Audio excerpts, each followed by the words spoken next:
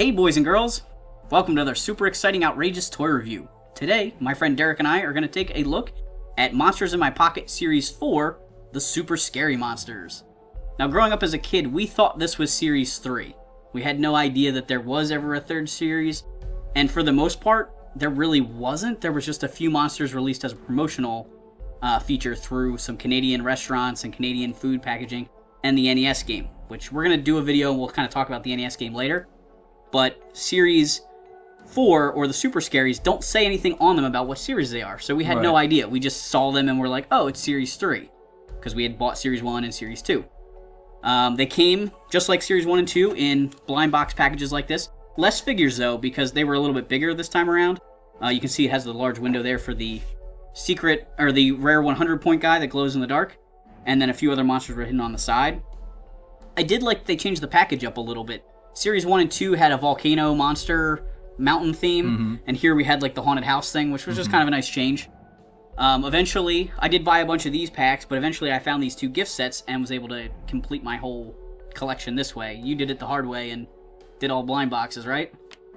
Yes, I did. There was no promotional figures from these that we had here in America, right? We never got cereal monsters or spaghetti-o monsters. These were just the hard fight to get them all. Yeah. The back of the box shows off a fanny pack, which is such a thing of the time, you know, to keep your monsters in. I want to read this. All right. And if you run out of room in your pocket to carry all your monsters, now there's this great monster pouch.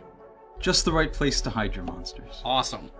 There was also some howlers that were little toys that had a button you pressed and the eyes would light up and they would make a sound. Kind of chintzy monster toys. There's only a few of them. I think a werewolf, maybe the vampire. But the thing that they advertised on the back here that I wanted so bad was the Haunted House Playset. Keep your eyes peeled because coming soon is the Super Scary Haunted House Playset, where monstrous deeds will surely be done. Never released. So disappointing. So, Super Scaries, they changed the whole numbering system. Blew it out of the water. Series 2, we had 30 pointers.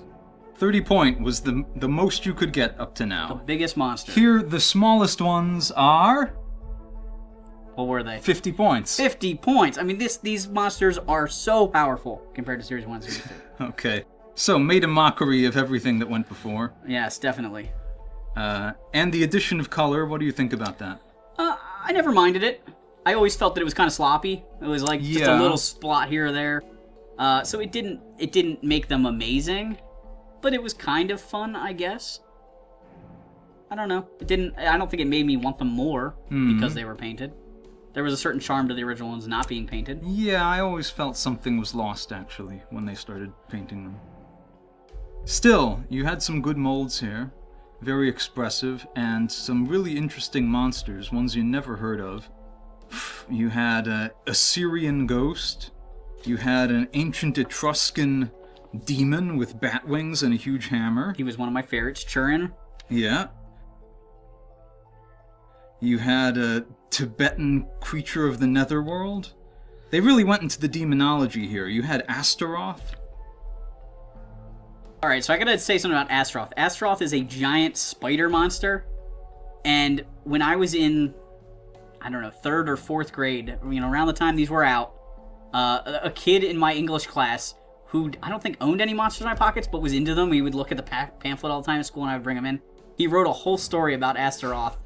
Like coming and like attacking people. It was crazy, but it's like a weird monster in my pocket related memory I have. Some of the really goofy ones though that I didn't think were worth the value that they claim. The monster in the closet. Very generic. It's like a big monster with a door frame around him.